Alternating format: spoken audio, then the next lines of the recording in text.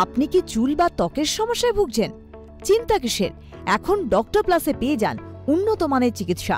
একই ছাদের তলায় আপনি পাচ্ছেন anti ageing treatments, laser therapy, unwanted hair reduction, chemical peels, hair fall solutions, skin polishing and brightening, pigmentation correction, skin tightening, tattoo removal, acne scar removal, warts and skin tag removal ও আরও অনেক সুবিধা। বিশদ জানতে call করুন অথবা আজই আসুন ডক্টর প্লাসে। নমস্কার, সবাইকে স্বাগত জানিয়ে শুরু করছি সিটিভিনের এখনকার অনুষ্ঠান অবশ্যই ডক্টর প্লাস। ডক্টর প্লাস মানে সুস্থ সুন্দর জীবনের সাথে ডক্টর প্লাস। আজকে আমাদের একটা আলোচ্য বিষয় অবশ্যই রয়েছে, যে বিষয়টা নিয়ে আলোচনা করব। বিভিন্ন সময় সচেতনতামূলক বার্তা নিয়ে আমরা বিভিন্ন জায়গায় নানা রকম অ্যাডভার্টাইজ দেখতে পাই। কি না, সতর্ক থাকুন, সচেতনতা অবলম্বন করুন অবশ্যই, এবং ম্যালেরিয়া প্রতিরোধ করুন। এই কথাগুলো শুনতে শুনতে আমরা অনেকবার অভ্যস্ত হয়ে গেছি। এত সচেতনতামূলক বার্তা কেন, এবং ম্যালেরিয়া যদি হয় কী লক্ষণগুলো দেখে আমরা বুঝতে পারবো যে ম্যালেরিয়া হয়েছে, কিভাবে সচেতন হতে পারবো, সতর্ক হতে পারবো এবং প্রতিরোধ করতে পারবো ম্যালেরিয়াকে। তার সাথে সাথে ট্রিটমেন্টই বা কী আছে, যিনি বিশদে বলতে পারবেন তিনি অবশ্যই একজন ফিজিশিয়ান, একজন এক্সপার্ট ফিজিশিয়ান, যিনি এই মুহূর্তে আমাদের স্টুডিও থেকে সরাসরি রয়েছেন, ডক্টর উৎসব Das, MD consultant, pathologist and diabetologist. অনেক স্বাগত ডক্টর। শুভ সন্ধ্যা। শুভ সন্ধ্যা। ম্যালেরিয়া নিয়ে আমরা বহু কথা বলি, ঠিক আজকে আমাদের বিষয় ম্যালেরিয়া। আর দেখো, আমরা যদিও জানি নানা রকম অ্যাডভার্টাইজের মাধ্যমে, কিন্তু সেই সময় আমাদের সচেতন বলে অতটা সচেতন হয়ে উঠতে পারি না। তাই আজকের বিশেষ বিষয় নিয়ে আলোচনা চলবে। প্রথমেই জানতে চাই, যদি ম্যালেরিয়া বলি, এটা কি এবং কেন হয় ম্যালেরিয়া? আজকে আমরা এই বিষয়টা যে আলোচনা করছি তার কারণেই কিন্তু আমরা ম্যালেরিয়া সিজনে কিন্তু প্রবেশ করে গেছি, যেটা ইউজুয়ালি আমরা দেখি যে বছরে একটা পিক হয়, যে এই জুলাই আগস্ট এই সময়টা, বর্ষার সময়টা কিন্তু ম্যালেরিয়াটা পিক হয়, যেটা আমরা সবাই জানি যে অ্যানোফিলিস প্রজাতির যে মশা, তার স্ত্রী মশার কামড়ে হয়, এবং যে প্যারাসাইট এর জন্য দায়ী সেটা হচ্ছে প্লাজমোডিয়াম। প্লাজমোডিয়ামের অনেকগুলো ভাগ আছে, তার মধ্যে যে দুটি থেকে একটু সিভিয়ার ম্যালেরিয়া হয় তার মধ্যে একটি হচ্ছে প্লাজমোডিয়াম ভাইভ্যাক্স এবং আরেকটি হচ্ছে প্লাজমোডিয়াম ফ্যালসিপেরাম। দুটোর কিন্তু একটু প্রকাশে আলাদা আছে, কিন্তু দুটোই কিন্তু ভীষণ রকম ডেডলি। এই যে আমরা বলছি ম্যালেরিয়া, দেখো এই ম্যালেরিয়ার সংক্রান্ত বিভিন্ন বিষয়ে মানুষ ভীষণভাবে আগ্রহী, কিন্তু নানা রকম জিনিস তারা বিভিন্ন জায়গা থেকে তথ্য সংগ্রহ করছেন, দেখছেন, কিন্তু সতর্কতা যদি বলি সেক্ষেত্রে অনেকাংশেই এখনও বোধহয় সতর্ক মানুষ হয়ে উঠতে পারেনি। সেক্ষেত্রে বলবো সতর্ক হওয়া অনেক বেশি প্রয়োজন, সচেতনতার সাথে। এবং এই যে ম্যালেরিয়া রোগটি যেহেতু একটি মশাবাহিত রোগ, প্রচুর পরিমাণে মানুষের মধ্যে ছড়াচ্ছে, বিভিন্ন রকম ফিভার তো হয়, বিভিন্ন রকম জ্বর হয়, কিন্তু তার মধ্যে ম্যালেরিয়া কোনটা জানবো। ডক্টর, প্রথমেই যদি বলি ফার্স্ট সাইন, একটি মানুষ অ্যাফেক্টেড হলো, প্রথম সাইনটা কি এবং লক্ষণগুলো কি কি আছে তার? একদম ইউজুয়ালি যেমন অন্যান্য জ্বরের মতোই খুব জ্বর হয়, গা হাত ব্যথা হয়, ভীষণ একটা টায়ার্ডনেস, উইকনেস ফিল হয়, অনেক সময় গা বমি বমি ভাব হয়, শ্বাসকষ্টের সমস্যা দেখা দিতে পারে, পেট যন্ত্রণা হয়, ভমিটিং হতে পারে, এবং তার থেকে সব থেকে বেশি ক্লাসিক যেটা আমরা ম্যালেরিয়ার সাথে আমরা যেটা জানি সেটা হচ্ছে চিল অ্যান্ড রিগর। এইটা হচ্ছে ক্লাসিক ম্যালেরিয়ার ক্ষেত্রে দেখা যায়, কারণ হচ্ছে হঠাৎ করে একটা ঠান্ডা ঠান্ডা ভাব আসে, এসে কাঁপুনি দিতে শুরু করে। এই কাঁপুনি দেওয়ার পর কিন্তু তারপর জ্বরটা আসে, এবং জ্বর তারপর পরে আবার জ্বরটা ছেড়ে যায়। এটা কিন্তু একটা সাইক্লিক্যাল অর্ডারে আসে, কোনো কোনো ক্ষেত্রে 2 দিন ছাড়া ছাড়া, কোনো কোনো ক্ষেত্রে 3 দিন ছাড়া ছাড়া, যেটা আমরা বলছিলাম। ইউজুয়ালি কিন্তু প্লাজমোডিয়াম ভাইভাক্সে দেখা যায় 2 দিন ছাড়া ছাড়া, এবং ফ্যালসিপেরামে 3 দিন ছাড়া ছাড়া এই সাইক্লিক্যাল অর্ডারে এই চিল, রিগর, ফিভার এই ব্যাপারটা আসতে থাকে। তখনই কিন্তু আমাদের সন্দেহ হয় এবং আমরা ইমিডিয়েটলি বলা হয় যে ব্লাড টেস্ট করতে হবে। যারা ওপারে রয়েছেন আপনাদের জন্য বলি, আমাদের এই আলোচনা অবশ্যই বিষয়ভিত্তিক ম্যালেরিয়া, তবে আপনাদের নানা রকম প্রশ্ন থাকতেই পারে শরীর সংক্রান্ত নানা রকম অসুস্থতা নিয়ে। অনেক কিছুই যা আমাদের মধ্যে ঘোরাফেরা করে, যে আমরা অনেক কিছু জানতে চাই। অবশ্যই আপনাদের প্রশ্নের উত্তর পাবেন। আমাদের স্টুডিওতে উপস্থিত রয়েছেন স্টুডিও থেকে সরাসরি এক্সপার্ট ফিজিশিয়ান ডক্টর উৎসব দাস। ডক্টর, আমরা বিভিন্ন সময় বিভিন্ন জায়গায় যে সচেতনতামূলক বার্তাগুলো দিয়ে দেখি, নানা রকম অ্যাডভার্টাইজমেন্ট চলছে, কোনো তো একটা গুরুত্বপূর্ণ বিষয় রয়েছে, গুরুত্বপূর্ণ দিক রয়েছে, তার জন্য এত বারবার এত অ্যাডভার্টাইজ দেখতে পাই বিভিন্ন মাধ্যমের দৌলতে।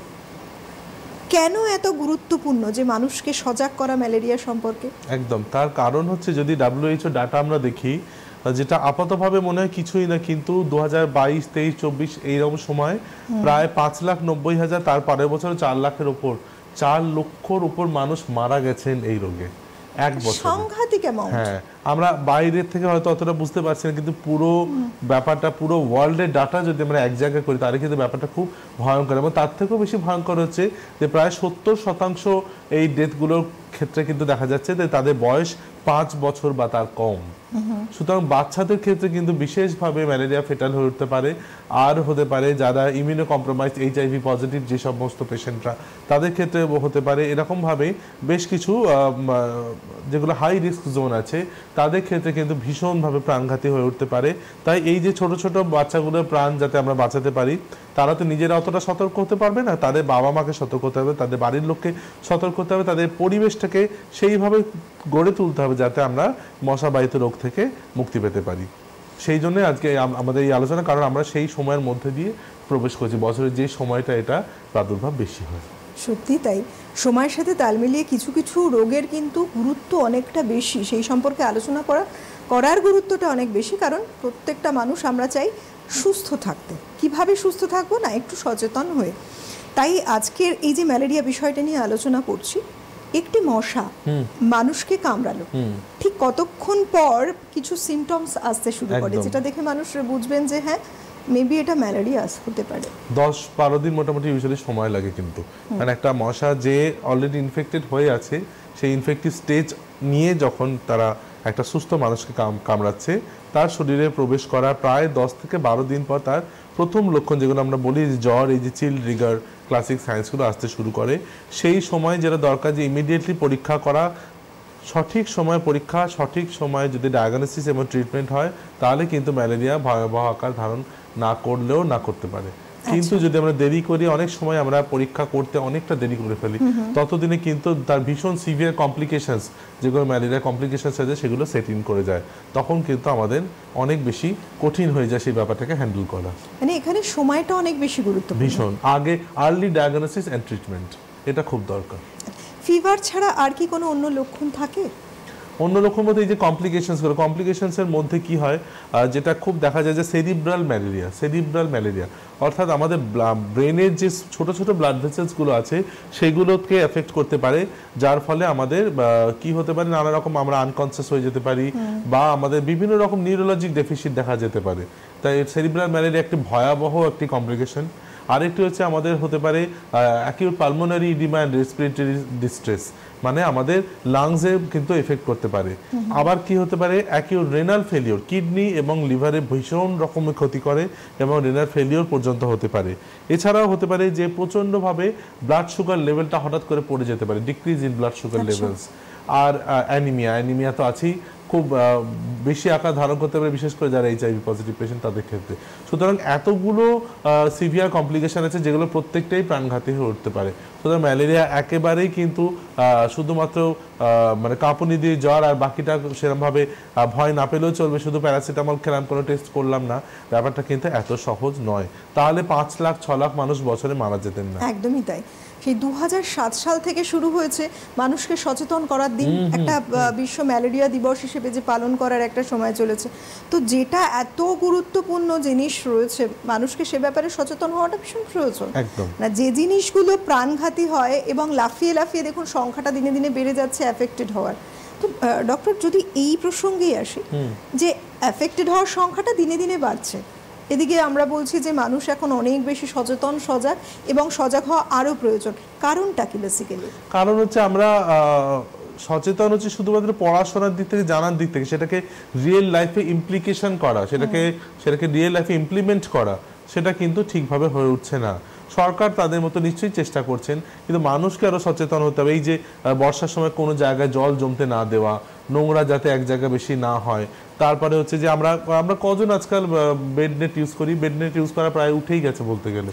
কিন্তু আমাদের WHO বারবার বলছেন এখন আরও নতুন নতুন অ্যাডভান্সমেন্ট হয়েছে, মানে ইনসেকটিসাইড ট্রিটেড বেড নেট, শুধুমাত্র মশারি নয়, কিন্তু মশারির বাইরে একটা প্রোটেক্টিভ লেয়ার অফ মেডিসিন দেওয়া রয়েছে। আরো কয়েক ধাপ এগিয়ে একদম সতর্ক থাকা, আমরা আরো অনেকটা এগিয়েছি এবং আমরা ইনডোর স্প্রে, রেসিডুয়াল স্প্রে করার ব্যাপারে গিয়েছি। আর যখন আমরা অন্য কোনো জায়গা থেকে খুব ম্যালেরিয়া প্রবণ জায়গায় হয়তো কাজের সূত্রে যাচ্ছি অথবা বেড়াতে যাচ্ছি, তখন কিন্তু আমাদের প্রোফাইল্যাক্টিক ট্রিটমেন্টও চালু হয়ে গেছে, যে এই ওষুধটা আমরা অ্যাজ প্রোফাইল্যাক্সিস প্রতিরোধ করার জন্য খেতে পারি। এছাড়াও ভ্যাকসিন, দুটো ভ্যাকসিন অলরেডি 2021-এ একটা, 2023-এ আর একটা, দুটি ভ্যাকসিন কিন্তু অলরেডি WHO অ্যাপ্রুভ করেছে। সেগুলো মূলত আমাদের ম্যালেরিয়া ট্রিটমেন্টে যে ওষুধ ব্যবহার হয় সেই ওষুধ থেকেই ঘুরিয়ে তার ডোজটাকে সেভাবে পরিবর্তিত করে ভ্যাকসিনের ফর্মে ব্যবহার করা হচ্ছে। এবং সেগুলো কিন্তু অলরেডি আমাদের, যেমন আফ্রিকান কান্ট্রিজে যেখানে ভীষণ বাচ্চাদের মধ্যে খুব হাই রেট ছিল ম্যালেরিয়া এবং ম্যালেরিয়া রিলেটেড ডেথের, তাতে কিন্তু ভীষণভাবে একটা ইমপ্রুভমেন্ট দেখা যাচ্ছে এই ভ্যাকসিন ইউজ করার ফলে। তাই আমরা আশা করব যে আমাদের দেশে মানুষের মধ্যে একদিকে যেমন এই বেড নেট ইউজ করা বা মসকিটো রিপেলেন্ট ইউজ করা, এর বাইরেও আমাদের এগোতে হবে। আমাদের দরকার হলে কেমোপ্রোফাইল্যাক্সিস নেওয়া এবং ভ্যাকসিনেশন সম্বন্ধে খোঁজ খবর নেওয়ার সময় কিন্তু এসে গেছে। মানে প্রোটেকশন নেওয়ার অনেক ব্যবস্থাই রয়েছে, শুধু মানুষকে সজাগতার সাথে একটু জেনে নিয়ে সেই ব্যবস্থাগুলোকে নিতে হবে নিজেদের জন্য, কারণ আমরা নিজেদের লাইফকে কিন্তু সেভ করছি আখেরে। এবং একজনের থেকে যেহেতু অনেকজনের মধ্যে এই রোগটা ছড়াচ্ছে, সুতরাং যে নিজেকে সেভ করছেন মানে আপনার জন্য আরো অনেকেই সেভ হচ্ছে। সুতরাং এই ব্যাপারটা সজাগ হতেই হবে। আপনাদের জন্য আরো একবার বলি, আপনারা যারা মনে করছেন আপনাদের নানা রকম রোগ ব্যাধি নিয়ে প্রশ্ন মনের মধ্যে রয়েছে, জানতে চাইছেন তার উত্তর কিছু, অবশ্যই ফোন করতে পারেন সরাসরি কথা বলার নাম্বারে, যেটা টিভি স্ক্রিনে রয়েছে সেই নাম্বারে ফোন করতে পারেন। আমাদের এই অনুষ্ঠানের মাধ্যমে আমরা আজকে রয়েছি অবশ্যই ম্যালেরিয়া ডিজিজ সংক্রান্ত নানা বিষয়ে, যেটা প্রত্যেকের জানার প্রয়োজন বর্তমান সময় দাঁড়িয়ে। ডক্টর, এই সময় প্রথমত যদি আমরা বলি এই যে ফিভার আসা, মানুষ কিন্তু ফিভারটা নিয়েও একটা মিথ, তার কারণ সঠিক ধারণার অভাব। বহু ক্ষেত্রে দেখা যাচ্ছে যে ফিভার আসছে, এটা একটা কমন ব্যাপার, কিন্তু কোনটা পার্টিকুলার ম্যালেরিয়া একদম এইটা বোঝাটা কিন্তু একটা বড় ব্যাপার, ভীষণ দরকার। এই জন্য তো টেস্ট করাটা দরকার। আমার যতদূর মনে হয় আমরা দুজনে এখানে অলরেডি ফিভার নিয়ে, শুধুমাত্র ফিভার নিয়ে অনুষ্ঠান করেছি। তার কারণ হচ্ছে যে প্রত্যেকটা আমরা একটা জেনেরিক একটা ট্রিটমেন্ট করি নিজেরা, যে শুধু প্যারাসিটামল খেয়ে নিলাম, একেবারেই কিন্তু সেটা সব ক্ষেত্রে প্রযোজ্য নয়। কারণ কোন কারণে আমাদের জ্বরটা আসছে সেইটা না জেনে আমরা কিন্তু মোটেই ব্ল্যাঙ্কেট ট্রিটমেন্ট করতে পারি না। ভাইরাল ফিভার হলে তার যেমন আলাদা ট্রিটমেন্ট, ব্যাকটেরিয়া যদি তার পিছনে থাকে তার আলাদা, এখানে যেমন একটা প্যারাসাইট প্লাজমোডিয়াম। সুতরাং যেটা যার কারণ সেইটা না জেনে, পরীক্ষা না করে যদি আমরা ট্রিটমেন্ট করি, তার ফল কিন্তু অনেক সময় মারাত্মক হতে পারে।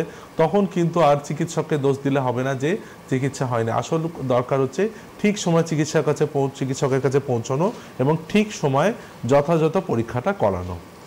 এর পার্টিকুলার ডায়াগনোসিস কি আছে যার মাধ্যমে যে একদম কনফার্মেশন যে এটা ম্যালেরিয়া? ঠিক, ম্যালেরিয়ার ক্ষেত্রে আমরা গোল্ড স্ট্যান্ডার্ড কিন্তু বলি, প্যাথোলজিস্টরা যেটা করেন সেটা হচ্ছে যে স্লাইডে দেখা থিক স্মিয়ার, থিন স্মিয়ার বলা হয়, ব্লাড নিয়ে ব্লাডের একটা স্মিয়ার করে সেটা মাইক্রোস্কোপিতে খোঁজা।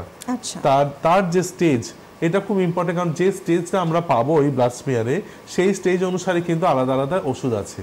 গ্যামেটোস্টাইজ স্টেজ হতে পারে, সাইজন স্টেজ হতে পারে, রিংস ফর্ম হতে পারে। যে ফর্ম আমরা পাবো সেই অনুসারে তার ট্রিটমেন্ট। আর এছাড়া র্যাপিড টেস্ট তো আছে, র্যাপিড টেস্টও ভীষণ রকম মানে এফেক্টিভ, কারণ খুব কম সময়ের মধ্যে খুব সহজে, যেখানে আমার হয়তো মাইক্রোস্কোপ বা সেট আপ নেই, হয়তো সব জায়গায় প্যাথোলজিস্ট অ্যাভেলেবেল নয়, তখন আমরা একটা বেসিক ট্রিটমেন্টটা স্টার্ট করার জন্য ফালসিপেরাম না ভাইভাক্স না ডাবল ম্যালেরিয়া, সেটা অ্যাটলিস্ট বোঝার জন্য কিন্তু র্যাপিড টেস্ট খুব উপযোগী। সুতরাং একদিকে মাইক্রোস্কোপি আর একদিকে মানে এই ম্যালেরিয়া কিট, এইটার ইউজ করা আমাদের খুব দরকার। রয়েছেন কোনো দর্শক বন্ধু? নমস্কার, কে বলছেন? হ্যালো, আমি দিনেশ চন্দ্র বলছি। একটু জোরে বলতে হবে। আমি দিনেশ চন্দ্র বলছি দুর্গাপুর থেকে। বলুন, কি প্রশ্ন? আমি দুর্গাপুর থেকে দিনেশ চন্দ্র বলছি। কি জানতে চান আপনি? আমি বলছি সুগারের জন্য মানে কি খাওয়া নিষেধ আছে? কিসের জন্য? সুগারের জন্য। আচ্ছা, সুগারের জন্য উনি কি খাওয়া মানে কি খাবেন না এবং কি খেতে পারেন? এটা প্রশ্নটা তো খুব একটা ভেগ প্রশ্ন, কারণ আমি বলতে চাইছি যে প্রথম আপনাকে জানাতে হবে যে আপনার বয়স কিরকম, আপনার সুগারের লেভেল কিরকম, আপনার কতদিন ধরে সুগার এবং আপনি ওরাল কি ওষুধ খান, তার উপর ডিপেন্ড করতে হবে। তবুও আমি একটা ওভারঅল একটা বলে দিচ্ছি, যখন উনি প্রশ্ন করলেন সুগারের ক্ষেত্রে আমরা যেটা সবচেয়ে বেশি দেখেছি গ্লাইসেমিক ইন্ডেক্স হাই আছে, মানে সেটা হচ্ছে কোনো খাবার আমাকে চট করে সুগারের লেভেলটা বাড়িয়ে দিতে পারে।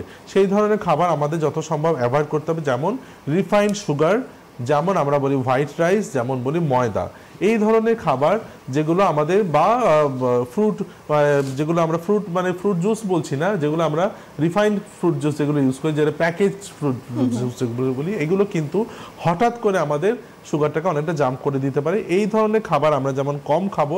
আরেকদিকে আমরা যেটা খাবো হাই ফাইবার জাতীয় খাবার, যেমন ওটস, ডালিয়া, এই ধরনের যে খাবার, কুইনোয়া এখন হয়েছে, এই ধরনের হাই ফাইবার খাবার খেলে সেটা কিন্তু আমাদের শরীরে শর্করার মাত্রাটাকে নিয়ন্ত্রণে রাখতে সাহায্য করে, একদিকে আমাদের পেট পরিষ্কার করে, সার্বিকভাবে আমাদের ভালো রাখতে সাহায্য করে। সুতরাং একদিকে আমরা যেটা বললাম যে হোয়াইট রাইস এবং রিফাইন্ড সুগার এগুলো অ্যাভয়েড করব, আরেকদিকে আমরা হাই ফাইবার জাতীয় খাবার বেশি করে খাবো।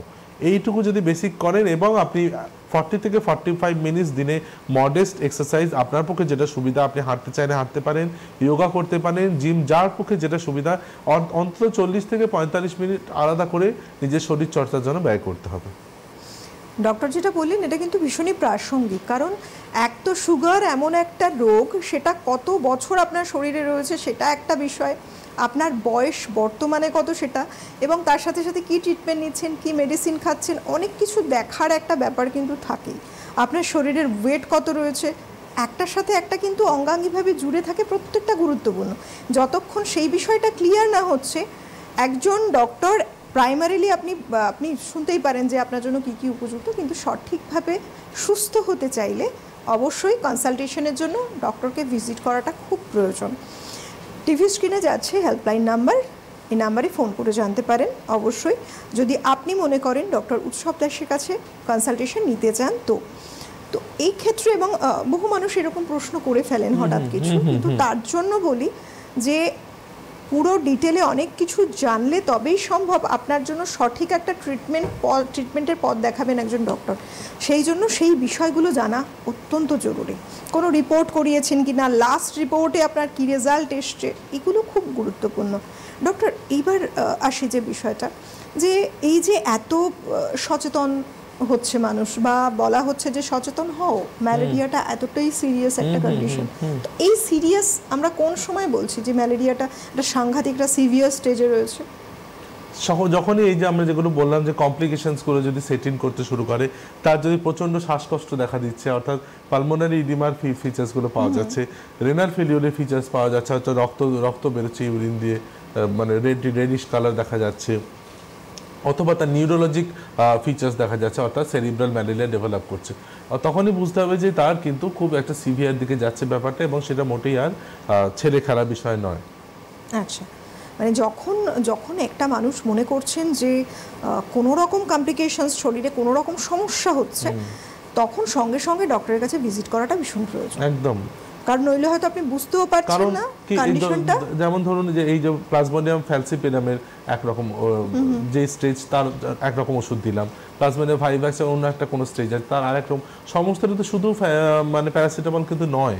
একদম। আসি, তবে রয়েছেন আরো একজন দর্শক বন্ধু। নমস্কার, কে বলছেন? হ্যালো, কে বলছেন?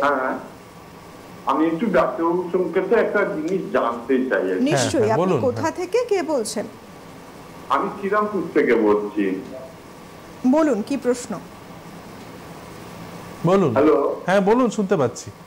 বলছিলাম যে আমি তো সুগারে, আমার বয়স 70 বছর। আচ্ছা আচ্ছা। আমি আজ প্রায় 6 বছর ধরে সিগারেট খাচ্ছি। সিগারেট খাচ্ছেন? হ্যাঁ, সিগারেট বলছি, ওষুধ খাচ্ছি। আচ্ছা আচ্ছা, ওকে ওকে। আজ প্রায় 6 বছর ধরে সিগারেট খেতাম, আমি ছেড়ে দিই। ওকে ওকে ওকে ওকে, আচ্ছা। আপনি কি এখনো মানে ওরাল ট্যাবলেটস খান না ইনসুলিন নেন? আমি খাচ্ছি এখন ওই মেটফরমিন খাচ্ছেন, ঠিক আছে। আপনার HbA1c লেভেলটা এখন কততে যাচ্ছে? সাউন্ড অফ টিভিতে শোনার চেষ্টা করবেন না, আপনি এমনি কথা বলুন সরে এসে। 5.7। আচ্ছা, তাহলে তো আপনি ভালো কন্ট্রোলে আছেন। এবার বলুন আপনার প্রশ্নটা কি? আমার খাওয়ার ব্যাপারে মানে অনীহা। খাবো সেইটা একটুখানি টিভির ভলিউমটা মিউট করে দিন। মানে কি প্র্যাকটিক্যালি মানে কেউ বলছে ডালিয়া খাওয়া ঠিক নয়, ডালিয়াতে যেহেতু গমের দিয়ে ভাত খেতেই হবে, রুটি খেতেই হবে। না না, সে কথা কে বলছে? আমার মনে হয় আপনি যারা যখন আপনি যে কোনো বিষয়ে সাজেশন নেবেন সেই বিষয়ে কোয়ালিফাইড কারো কাছে সাজেশন নিতে হবে। মানে যে কোনো মানুষের কাছে যদি আমরা সাজেশন নিই তাহলে কিন্তু সেটা যেটা বলা হয় যে মানে নানাবিধ লোকের নানা রকম মত। একদমই তাই, প্রত্যেক ডক্টর কিন্তু একটা গাইডলাইন দিয়ে দেন। একদম, আমরা একটু আগেও এটা নিয়ে ডিসকাশন করছিলাম যে খাওয়াটা নিয়ে, যেটা আমি বারবার বলছি, নিশ্চয়ই কে বলেছে আপনাকে ডালিয়া খাওয়া খারাপ আর ভাত খেতেই হবে, এরকম কোনো কথা একেবারে নেই। আর ভাত খেতে আমিও মানা করি না, কিন্তু আমরা অ্যামাউন্টটাকে কম করতে বলি। বিশেষ করে যদি যেটা হোয়াইট রাইস, আপনি যদি ব্রাউন রাইস বা অন্য কিছু খেতে পারেন তাহলে ভালো, অনেকের আবার সেটা সহ্য হয় না, তাহলে আপনি ভাত খান কিন্তু অল্প পরিমাণে খান, সেটাকে আপনি কম্পেনসেট করুন বেশি পরিমাণে। একটা বড় বাটি সবজি, একটা বড় বাটি ডাল, একটু শুরুতে শশা খেলেন, এইগুলো খেয়ে যদি আপনি পেটটা ভরিয়ে দেন তাহলে কিন্তু আপনার ভাতের অ্যামাউন্টটা কমে যাবে। এইটা আপনাকে করতে হবে। আর এখন একটা জিনিস, ভীষণ একটা ইম্পর্টেন্ট টপিক আছে, আমরা উঠলো বলে বলছি যে এখন আমাদের একটা কনসেপ্ট চেঞ্জ হচ্ছে। আগে কিন্তু বলা হতো যে ভাত খাওয়া যাবে না কিন্তু রুটি খাওয়া যাবে, কিন্তু এখন কিন্তু কনসেপ্টটা চেঞ্জ হচ্ছে। এখন কিন্তু বলা হচ্ছে ভাতে যে পরিমাণ স্টার্চ রুটিতেও কিন্তু সেই পরিমাণই স্টার্চ। সুতরাং আমি ভাত খাবো না, আমি 10টা রুটি খেতে পারি, সেটা কিন্তু একদমই নয়। বরং আপনি হাই ফাইবার খাবারের মধ্যে এই ডালিয়া, ওটস, কুইনোয়া এই ধরনের খাবার আপনি খেতে পারেন। আর ভাত রুটি খেলে অল্প পরিমাণে, যেরকম আমি বললাম যে অন্যান্য প্রোটিন এবং ভেজিটেবলস, ফ্রুটস এগুলো বাড়িয়ে আপনি অল্প পরিমাণে স্টার্চ আপনি ইনটেক করতেই পারেন। একটা ব্যালেন্স ডায়েট, একদম তাই। মানে এবং সুগার হয়েছে মানে যে তারা সব খাবার থেকে বঞ্চিত হবেন ব্যাপারটা কিন্তু তা নয়, একদমই নয়, একদম ঠিক। আমাদের এখানে বিভিন্ন অনুষ্ঠানে বিভিন্ন সময় বলা হয় যে আপনার জন্য কোনটা উপযুক্ত, এবং সেটা অবশ্যই গাইড করতে পারেন একজন ফিজিশিয়ান এবং একজন ডায়েটিশিয়ান বড়জোর। এই জায়গাটা আপনাকে বুঝতে হবে। ডক্টর, ম্যালেরিয়া হচ্ছে একটি মানুষের সিরিয়াস কন্ডিশন হলে বিভিন্ন কমপ্লিকেশনসগুলো তারা দেখতে পাচ্ছেন শরীরে, অবশ্যই ডক্টরের কাছে ভিজিট করবেন। তবে ট্রিটমেন্টটা বেসিক্যালি কি কি থাকে ম্যালেরিয়ার? বলছিলাম যে যেরকম আমরা কারো ক্ষেত্রে পাচ্ছি মানে ভাইরাক্স পজিটিভ, কারো ক্ষেত্রে পাচ্ছি ফ্যালসিপারাম পজিটিভ, কারো ক্ষেত্রে আমি আজকাল তো মাঝে মাঝে ডাবল পজিটিভও পাচ্ছি, মানে একই সাথে ভাইরাক্স এন্ড ফ্যালসিপারাম পজিটিভ। সুতরাং সেই অনুসারে আমাদের কুইনাইন, আর্টিমিসিন, মেফ্লোকুইন নানা ধরনের ওষুধ আছে। সেটা ডিপেন্ড করছে যে কোন অর্গানিজম থেকে ইনফেকশনটা হয়েছে, কোন স্টেজ থেকে হয়েছে, সেই ওপর ডিপেন্ড করে কিন্তু চিকিৎসকরা ওষুধ দেবেন। আর জ্বরের জন্য আপনার ম্যালেরিয়া বা মানে প্যারাসিটামল নিশ্চয়ই নেবেন এবং বেশি পরিমাণে জল খাবেন, যেগুলো আমরা অন্যান্য জ্বরে বলি সেটা অবশ্যই প্রযোজ্য। কিন্তু ম্যালেরিয়া স্টেজ অনুসারে কিন্তু আপনার চিকিৎসক ঠিক করে দেবেন যে আপনার জন্য কোন ওষুধটা বেশি উপযুক্ত। এটা কিন্তু নিজে নিজে গুগল করে হবে না। হ্যাঁ, এটা কিন্তু ভীষণ একটা গুরুত্বপূর্ণ কথা, অবশ্যই। কারণ আপনার কি কন্ডিশন আছে শরীরে সেটা তো ডক্টর আপনাকে দেখবেন, তার অবজারভেশনে তিনি ঠিক করবেন যে আপনার জন্য কোন ট্রিটমেন্টটা, কোন মেডিসিনটা কি উপযুক্ত কখন। সুতরাং সেক্ষেত্রে কখনো নিজেদের এক্সপেরিমেন্ট করা উচিতই নয়। আর এখন সময়টা আমরা এমন একটা সময়ের মধ্যে দিয়ে যাচ্ছি ডক্টর, যে প্রত্যেকটা সময় মানুষকে বোঝা উচিত কোনো রকম শরীরে কোনো কমপ্লিকেশনস মানে দোকান থেকে গিয়ে কোনো ওষুধ খাওয়া নয়, বরং একজন ফিজিশিয়ানের কাছে পরামর্শ নেওয়া। একদম, এটা খুব সমস্যা যে তারাই সব বলে দেন না জেনে, তাতে হিতে অনেক বিপরীত হয়। মানে ওষুধের দোকানে গেলে তারাই বলে দিল আপনি এটা খান, এটা খান, নিয়ে চলে এলো, ভাবলো যে আমার চিকিৎসকের পয়সাটা তো বেঁচে গেল, কিন্তু তার কমপ্লিকেশন হলে তার যে কি ক্ষতি হবে সেটা কিন্তু তারা বুঝতে পারে না। আমরা সবসময় বলে থাকি যদি প্রিভেনশন করা যায় সেটা সব থেকে একটা বেস্ট ওয়ে। ম্যালেরিয়ার প্রিভেনশন করতে গেলে, ম্যালেরিয়াকে প্রিভেনশন করতে গেলে কি কি করা উচিত, কি কি পদক্ষেপ নেবেন মানুষ? একদম প্রথম যেটা বলছি, যেসব এরিয়াতে হয় একটা ঢাকা ফুল স্লিভ জামা, ঢাকা জামা কাপড় পরা। তারপর হচ্ছে যেটা আমরা আগে বলছিলাম যে insecticide treated bed net use করা, বা অন্য ধরনের আমরা যেমন অল আউট এই ধরনের জিনিস ইউজ করি, মানে মসকিটো রিপেলেন্ট ইউজ করা, এগুলো তো রয়েছে। এছাড়া হচ্ছে কোনো জায়গায় জল জমতে না দেওয়া, নোংরা এক জায়গায় যেন বেশি না থাকে সেগুলোকে দেখা, এইগুলো তো রয়েছে। তার সাথে যেটা আমি বারবার বলছি, দুটো ভ্যাকসিন এই মুহূর্তে এসছে, RTSS এবং আরেকটি ভ্যাকসিন হচ্ছে R21। এইটা নিয়ে কিন্তু আমাদের খোঁজ খবর করার এবং জানার সময় এসে গেছে। আমরা বারবার কিন্তু অনুষ্ঠানে চেষ্টা করি যে আমাদের একটা প্রোগ্রাম শিডিউল রয়েছে আমাদের দেশে, সেটা হচ্ছে চাইল্ড ভ্যাকসিনেশন। তার বাইরে কিন্তু আরও অন্যান্য রোগের জন্য যে ভ্যাকসিনগুলো এখন পাওয়া যাচ্ছে বা আস্তে আস্তে আরও নতুন নতুন ট্রিটমেন্ট অ্যাভেলেবেল হচ্ছে, সেইগুলো নিয়ে কিন্তু আমরা বারবার এখানে অনুষ্ঠান করার চেষ্টা করি এবং আলোচনা করি। যেমন pneumonia vaccine, influenza vaccine, malaria vaccine, এইচআইভিরও ভ্যাকসিন এক ধরনের আসছে। সুতরাং এইগুলো আপনাদের কিন্তু একটু খোঁজ খবর নিতে হবে, তার জন্য চিকিৎসকের পরামর্শ নিতে হবে। যদি আপনার মনে হয় যে আমি একটা ম্যালেরিয়া প্রবণ অঞ্চলে বাস করি, তাহলে কিন্তু তার বিশেষভাবে এই সব বিষয়ে সতর্ক হওয়া দরকার।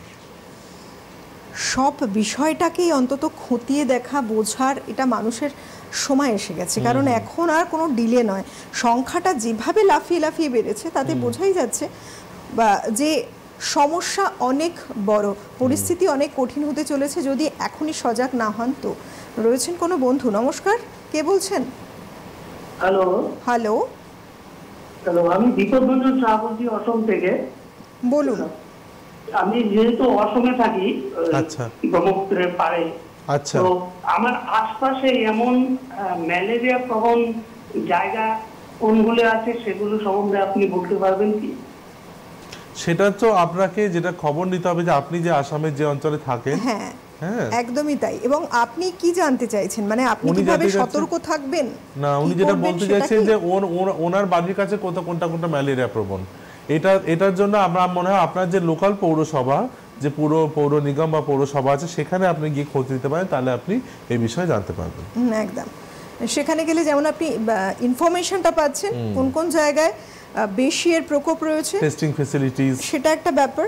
আর কিভাবে আপনি নিজের প্রোটেকশন নেবেন, এটা যদি মনে প্রশ্ন থাকে, তবে অবশ্যই আমাদের এই এপিসোডটা দেখছেন যেমন, যদি মিস করে গিয়ে থাকেন, ফেসবুক এবং ইউটিউবে সিটিভিএনের পেজে গিয়ে সেটা ফলো করুন। এই অনুষ্ঠান পুরো দেখতে পাবেন। যদি কোনো কিছু মিস হয়ে গিয়ে থাকে, টোটাল তথ্যটা কিন্তু রয়েছে তাতে।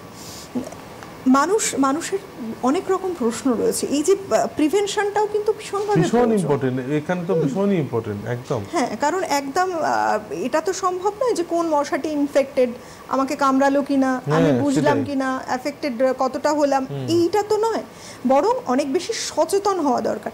ডক্টর, একটা সময় থাকে, নির্দিষ্ট একটা সময় থাকে যে এই মাস থেকে এই মাস বা এই সময়টা পার্টিকুলার দিনের সকাল থেকে রাত পর্যন্ত, এই যে লম্বা সময় চলে, তারও কিন্তু একটা পিরিয়ড থাকে যে এই সময়টা মানে সচেতন হয়ে যান। সেটা কি বলবেন? সেইটা এখন অনেকটা ডাইলিউট হয়ে গেছে। তবে আর একজন দর্শক বন্ধু রয়েছে। আচ্ছা আচ্ছা, ওকে। নমস্কার, কে বলছেন? হ্যাঁ নমস্কার, আমি বহরমপুর থেকে বলছি, সমিতা মুখার্জি। হ্যাঁ, আমার আমি ডক্টরকেও নমস্কার। নমস্কার, নমস্কার। আমার একটা ইউরিনাল প্রবলেম হচ্ছে বছর 3 ধরে। ইউরিনের? হ্যাঁ, প্রচন্ড শীতের সময় আসছে, বর্ষা যখন নিম্নচাপ চলে 3 দিন 7 দিন করে টানা, এই সময়টায় অসুবিধা হচ্ছে। ইউরিনালটা যখন চাপে কন্ট্রোলিং যে পাওয়ারটা থাকে না। হ্যাঁ, মানে ধরুন কি বলবো, আমি আমার অ্যাটাচ বাস, বেডরুম অ্যাটাচ বাস, সেখান থেকে মানে বাথরুমে যেতে এইটুকু কন্ট্রোল সেই সময়টা থাকতো। আচ্ছা আচ্ছা, এরকম অবস্থা হয়ে যায়। হ্যাঁ, অসুবিধা হচ্ছে আমার। বুঝতে পেরেছি। আপনার সুগার লেভেলটা কিরকম আছে? আপনার কি সুগার কন্ট্রোলে আছে? হ্যাঁ, আমার সুগার একদমই নরমাল। আচ্ছা আচ্ছা, তাহলে এটা এক ধরনের ইউরিনারি ইনকন্টিনেন্স হচ্ছে ওনার, যেটা উনি কমপ্লেন উনি করছেন। তা এটা আমার মনে হয় এটার ক্ষেত্রে বেস্ট হচ্ছে আপনি একজন শল্য চিকিৎসক অর্থাৎ সার্জিক্যাল স্পেশালিস্ট কারোর পরামর্শ নিন। কারণ এটা যদি ইউরিনারি ইনকন্টিনেন্সের অনেক রকম কারণ হয়, স্ট্রেস ইনকন্টিনেন্স হয়, আরও ওনার বিভিন্ন রকম কারণ হয়। এই ইউরিনারি ইনকন্টিনেন্সের কারণটা খুঁজে বার করতে হবে, সেই অনুসারে যদি দরকার হয় তাহলে কিন্তু সার্জারি করা হতে পারে, অথবা যদি ওষুধে সারানো সম্ভব হয় তাহলে ওষুধ খেতে হতে পারে। আপনি আপনার বাড়ির কাছে যত শীঘ্র সম্ভব কোনো শল্য চিকিৎসকের পরামর্শ একদম তাই। আপনি দেখুন বিভিন্ন জায়গায় কিন্তু ডক্টরও চেম্বার করছেন, সেখানে প্রত্যেকটা জিনিস উল্লেখ করা রয়েছে, টিভি স্ক্রিনে খেয়াল করুন। অবশ্যই যোগাযোগ করতে পারেন হেল্পলাইন নাম্বারে ফোন করে। তবে আজকের মতো সময়টা এখানেই শেষ। আবার ফিরবো কোনো এপিসোডে কোনো একটি বিষয় নিয়ে। সঙ্গে থাকবেন। অনেক ধন্যবাদ ডক্টর আপনাকে। ধন্যবাদ আপনাদের সবাইকে। সুস্থ থাকুন, ভালো থাকুন। নমস্কার। চুল বা ত্বকের সমস্যায় ভুগছেন? চিন্তা কিসের? এখন ডক্টর প্লাসে পেয়ে যান উন্নত মানের চিকিৎসা।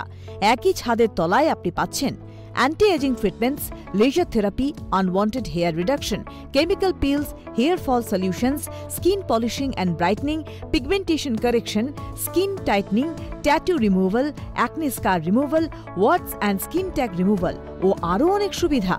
বিশদ জানতে কল করুন অথবা আজই আসুন ডক্টর প্লাসে।